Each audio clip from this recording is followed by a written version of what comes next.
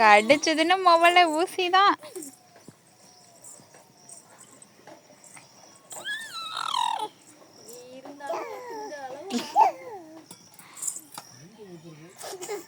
அதான் தெரியல.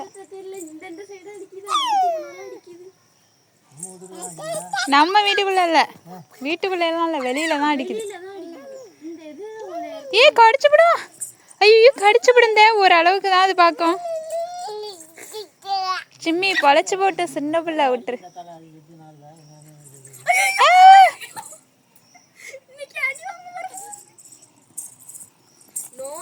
பாவண்டி கடிச்சு விடுண்டி.